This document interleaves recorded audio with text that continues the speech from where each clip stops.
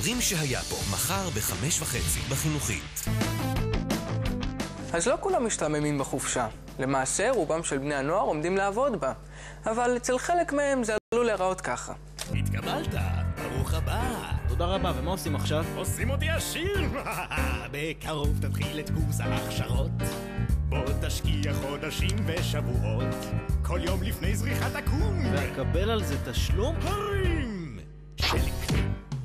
ואחרי שתסיים את ההכשרה, אז תתחיל להיות עובד מן השורה.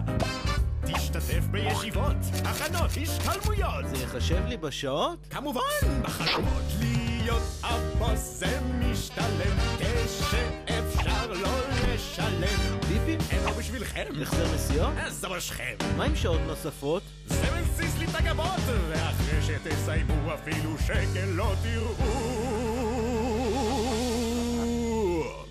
אז שלום, ולא להתראות.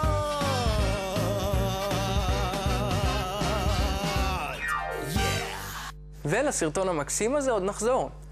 אז בסדר, לא כל המעסיקים הם קמצנים ונצלנים, אבל גם לא כולם חסידי אומות עולם. כדי לדעת מה הזכויות שלנו, הזמנו את אור גואטה, מזכיר האיגוד המקצועי לנוער בהסתדרות הנוער העובד והלומד. שלום אור. אהלן. ולנער שעובד ולומד, שלום אורי בן לולו. שלום. אז אור, איך הנוער העובד והלומד קשור לזכויות עובדים? הנוער עובד והלומד בעצם זו גם תנועת נוער וגם האיגוד המקצועי לילדים, נוער וצעירים. זו תנועה שהוקמה בעצם לפני 91 שנה כבר על ידי נערים עובדים. ולכן היא גם תנועת נוער וגם הגוף בישראל שדואג בעצם לזכויות נוער בעבודה. כמה התופעה של בני נוער, של ניצול בני נוער נפוצה? אז בעצם על פי סקר של מכון גיאוקרטוגרפיה מלפני שנה, כ-220,000 בני נוער עובדים בפועל מדי שנה. מתוכם, על פי הסקר, מעל 80% לא מקבלים את כל זכויותיהם, מנוצלים בעצם. כנראה שזה באמת נפוץ, כי גם לאורי זה קרה, אז איך פגעו בך?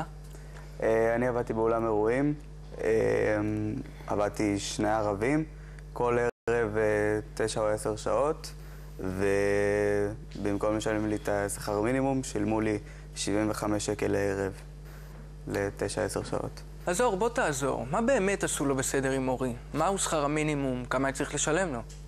אז בעצם שכר המינימום הוא בדרך כלל לפי שעה. כלומר, לפי הגיל שלך, 16, שכר המינימום הוא 20.16 לשעה. כלומר, אם עבדת 8-9 שעות, 75 שקלים ליום זה בערך חצי מהשכר הזה. מותר לשלם שכר ליום, אבל צריך לדאוג שהוא לפחות עובר את המינימום. ובכלל, באיזה ימים ושעות מותר להעסיק אותנו? בני נוער מותר להעסיק בעיקרון במהלך השנה עד השעה 10 בלילה. במהלך החופשים מותר להעסיק עד השעה 12 בלבד, שהמעסיק מספק לנער הסעה עד הבית על חשבונו. שעות נוספות מגיעות לנו? שעות נוספות בעיקרון אסור להעסיק בני נוער. אם כבר העסיקו אתכם בשעות נוספות, אז צריך לשלם עבור השעה התשיעית והעשירית לעבודה 125%, אוקיי? כלומר, אתה עבדת 9 שעות, אמורים לשלם לך קצת יותר, ועבור כל שעה שהיא מעבר לשעה העשירית, אמורים לשלם 150%. שוב, זה אסור, אבל זה נגזרת מהחוק של המבוגרים, כך שאם במקרה העסיקו אתכם יותר מ8 שעות, שישלמו לכם בהתאם. מה עם החזרי נסיעות? החזרי נסיעות, כל נער אמור לקבל החזרי נסיעות, על פי הנסיעות שהוא נסע, אוקיי? חשוב להגיד, זה על פי נסיעות באוטובוסים, כלומר על פי המינימום. אם רציתם ככה להתפנק במונית, לרוב זה יהיה פחות מתאים ולא תהיו זכאים באמת להחזר מלא עבור המונית. חשוב להגיד גם שהמעסיק מחויב להחזר לכם עד 26.40 לכל יום עבודה. מאיזה גיל מותר להעסיק אותנו ובאילו עבודות?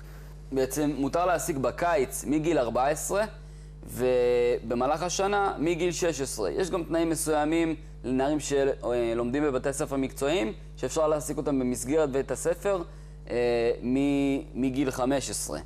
אסור להעסיק בעבודות שמסכנות אתכם, כלומר מותר לעבוד בשיפוצים או בניין, אבל אסור לעבוד עם מכונות כבדות, עם כלים כבדים או בכל מיני אופנים שמסכנים אתכם, כלומר עוד לא גדלתם עד הסוף, צריך לדאוג שתצליחו לעשות את זה.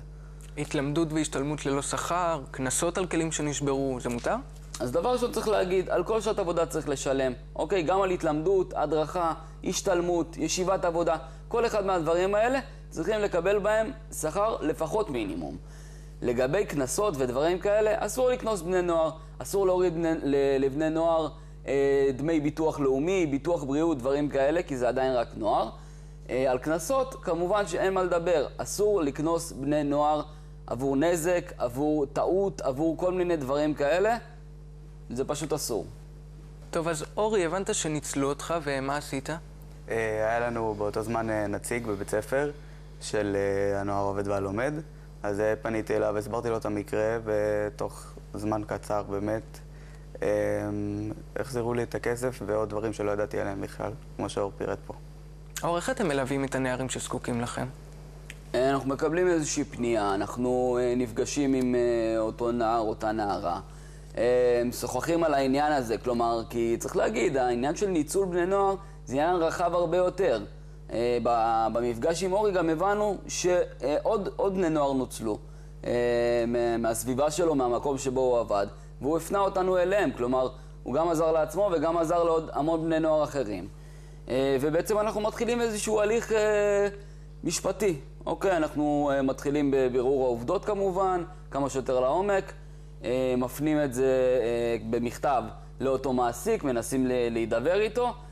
אם זה לא מצליח להיסגר באופן כזה, אנחנו גם טובים בבית הדין לעבודה ומייצגים את הנערים. אורי, אז בעצם גם החברים שלך נפגעו. נכון, הייתי חבר שעבד איתי באותו אולם וגם לא עשו את אותו דבר. אתה הולך לעבוד גם בקיץ הזה? כן. ובטח היום תעשה כמה דברים אחרת. כן, אני קודם כל אבדוק מי המעסיק. נראה שהוא לא נוכל או משהו כזה. אני יודע מה הזכויות שלי. ואני אהיה מודע יותר, אני שים לב מה קורה מסביבי. זה מאוד חשוב, גם חשוב להכיר בזה שבכל עבודה אפשר להתאגד. אוקיי, אפשר להצטרף יחד, חבורה של כל העובדים, או של כמות גדולה של העובדים, ולהתאגד, וגם לדאוג לזה שבאמת המעסיק שומר על הזכויות, כי גם הזכות להתאגדות היא זכות מאוד חשובה. ודבר אחרון מאוד חשוב, אפשר לפנות אלינו בפייסבוק, האיגוד המקצועי לנוער וצעירים, הסתדרות הנוער העובד והלומד, או באתר minimum.org.il, או בטלמסר, כוכבית 1121. 3 דרכים מאוד מאוד פשוטות, מאוד נוחות, שאפשר לפנות אלינו ולקבל עזרה. טוב, אור ואורי, תודה שהארתם את עינינו. בשמחה. ואם מישהו צריך תזכורת למה שדיברנו,